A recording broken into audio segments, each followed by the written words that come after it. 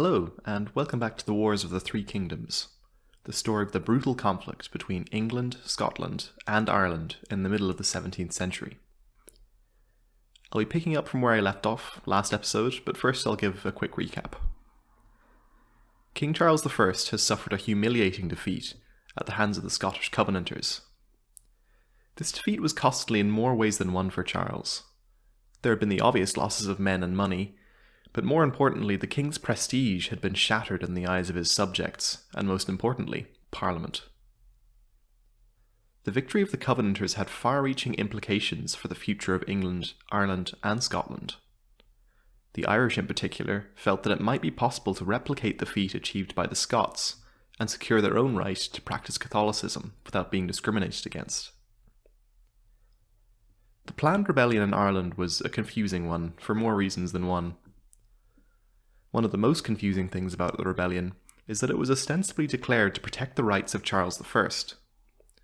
Now, you may be asking, quite reasonably, how can you rebel against your ruler and claim to be protecting his rights?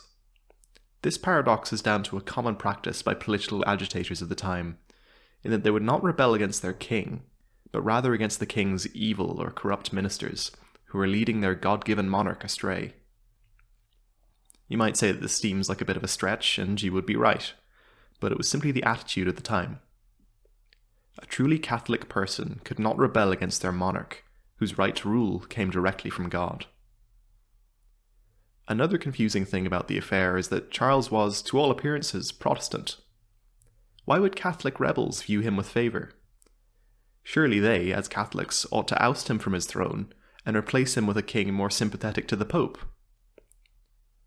The main reason why Charles was more accepted by Catholics was twofold.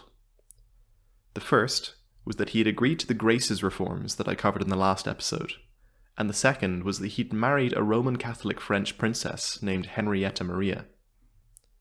It was because of this that Irish Catholics felt Charles might just be sympathetic to their cause. The English Parliament seems to have shared this view, and feared that Charles would raise an Irish army to enforce obedience in England. Returning to the rebellion itself, it began as what was intended to be a relatively bloodless coup d'etat. The rebels meant to seize control of Dublin Castle, using surprise as their main weapon. Once in control, they would have the reins of administration firmly in hand, and could use their strong position to force concessions for Catholics. The plans were accelerated by fears that the English Parliament was going to invade Ireland with an anti-Catholic force, and dispossess the Irish gentry of their lands. Ironically, this is exactly what the English Parliament feared Charles was planning to do to them, with the Irish army mentioned in Thomas Wentworth's letters to the king. Whether or not the letter was valid is debated, but an extract from it reads, "Sir, you have done your duty, and your subjects have failed in theirs, and therefore you are absolved from the rules of government, and may supply yourself by extraordinary ways. You have an army in Ireland, with which you may reduce the kingdom."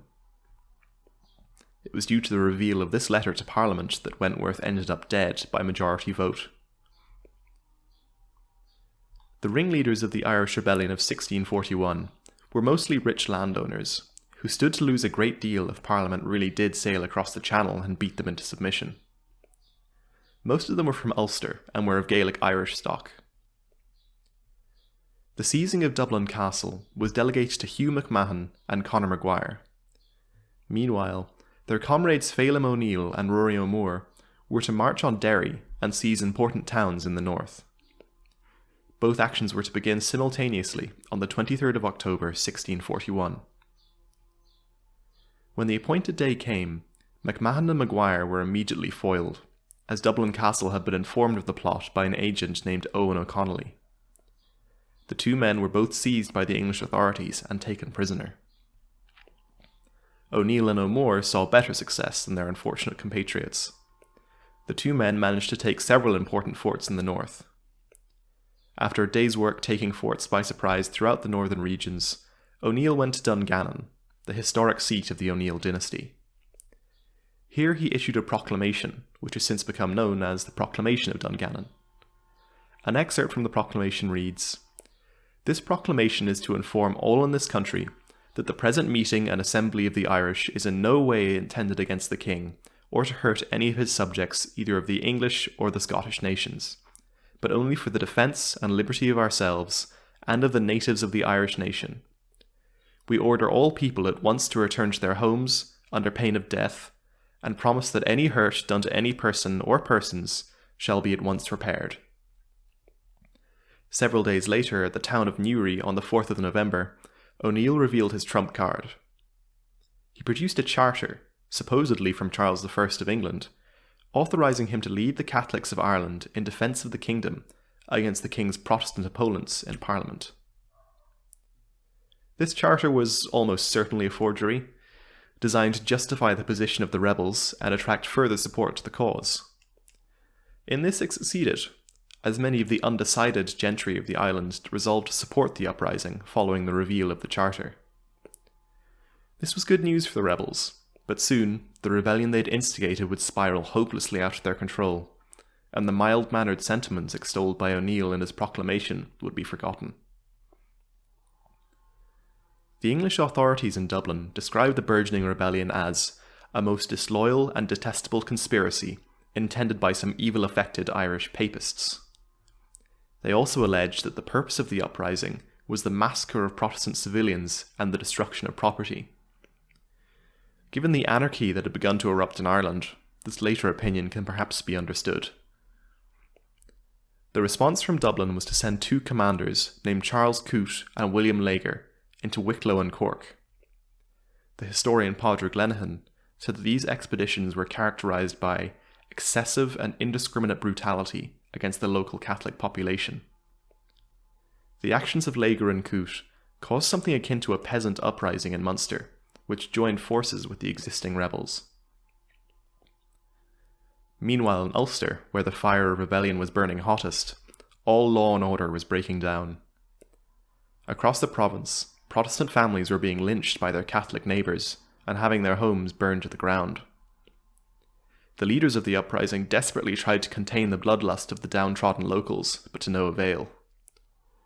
Richard Bellings, a contemporary Catholic source at the time, talks about O'Neill's efforts to calm people down, but that ultimately, the floodgate of rapine, once being laid open, the meaner sort of people could not be contained. The public unrest spread across the country but remained at its most savage in Ulster. The death toll amongst Protestant settlers is known to be very high, but both sides claim conflicting numbers. Parliamentarian pamphlets from the time state that over 200,000 settlers were slaughtered by the rebels. This number beggars belief somewhat, but modern estimates point to the still staggering amount of 12,000 dead across the kingdom. It is thought that 4,000 of these deaths were in Ulster alone, clearly demonstrating just how bad things got for the Protestant population there. On the 10th of May 1642, Archbishop O'Reilly convened a synod at Kilkenny. Attending the meeting were 3 archbishops and 11 bishops. At this synod, the assembled clergy drafted the Confederate Oath of Association. Those who took the oath swore allegiance to Charles I and vowed to obey all orders and decrees made by the Supreme Council of the Confederate Catholics. The assembled bishops encouraged all Catholics to take the oath and asserted that the rebellion was a just war. Thus the Catholic Confederacy was born, and the rebels were henceforth known as the Confederates. The newly formed Confederacy immediately faced pressing difficulties. The English Parliament had voted funds to support an army of 8,000 to subdue the rebellion. The very same day, Phelim O'Neill revealed his supposedly royal charter at Newry. In addition to this, any hopes that Charles would look favourably on the rebels were dashed when he too contributed his resources to raising an army against them. Charles was not ready to throw in his lot with Catholic rebels. Not yet, at any rate. By mid-1642, the total forces arrayed against the rebels consisted of 40,000 foot soldiers, 3,600 horse, and an additional 300 to work the artillery. A truly formidable army. 10,000 of these troops came from the Scottish Parliament. Evidently, the bishops' wars had not damaged relations so much that the Scots would refuse to fight. The deaths of many Scottish settlers in Ulster probably contributed to their willingness to fight for Charles as well. When the English forces arrived in Ireland, they moved swiftly from Dublin to Drogheda and raised the rebel siege there. On the 15th of April, the first real engagement of the war took place. James Fitz Butler, the Duke of Ormond, was leading a contingent of his troops back to Dublin after resupplying a number of English forts. He was blocked on the road by his cousin Richard Butler and the 8,000 Irish militia at Kilrush. The Duke had only 2,500 men on hand, but they were all professional soldiers, and this fact would tell in the coming battle. The rebel forces were of a generally poor quality, but were well led and had a good chance on paper of defeating Ormond's smaller force. When the battle was joined, however, the rebel left flank broke almost immediately following the first charge by Ormond's men. The right flank held for a time, inspired by their leaders, but eventually broke and ran too. The rebels were pursued for many miles, being harried all the way by the English troops and taking heavy casualties. The historian Thomas Carte, writing in the 18th century, claimed that over 700 rebels were killed to only 20 English troops. Given the dismal performance of the rebels in the battle, this sounds like a likely number. However, it should be noted that Carte also claims the Irish troops were all well armed and the choice of 8 counties, which I find somewhat hard to believe. Had this been the case, Ormond would have been hard-pressed to achieve what he did. The first battle of the war had been a disaster for the rebels.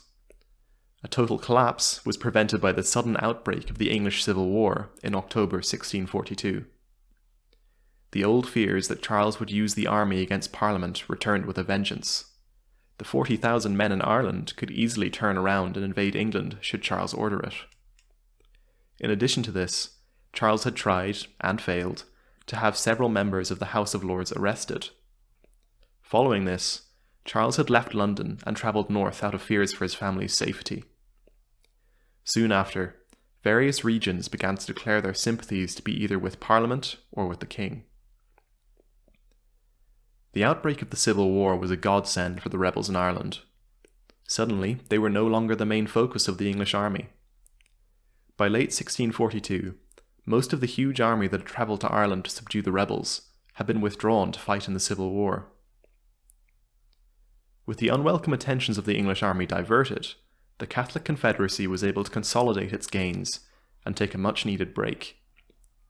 The troops that had started the rising had been of a very poor quality, and showed their lack of experience at the Battle of Kilrush and other places. This temporary halt in major hostilities allowed the amateur armies of the Confederacy to be transformed into something resembling a modern military force. The conflict which now began would come to be known as the Confederates' War, the Irish front of the War of the Three Kingdoms. Next episode, I'll be covering the strange period of time where Ireland had what was essentially independent government, and the ongoing conflict between royalist and parliamentarian. The English Channel did not prove wide enough to separate Ireland from the war, and soon the Confederacy will have to choose a side or drown in the outpouring of violence that is about to spread across the British Isles. As always, you can contact me at keanrowanYT@gmail.com with any questions you may have about topics I've covered. The questions don't have to be about this video. I'm happy to discuss any of the time periods I've talked about so far. Also, you can see blog posts on aspects of these episodes at www.irishhistoricalstudies.blogspot.com. I tend to go into more detail on my blog about certain events and concepts, so if that sounds interesting to you, then go and have a look. One final thing before I go. If you're interested in hearing first-hand accounts from the Protestant settlers who were driven from their homes in 1641, go to www.1641.tcd.ie.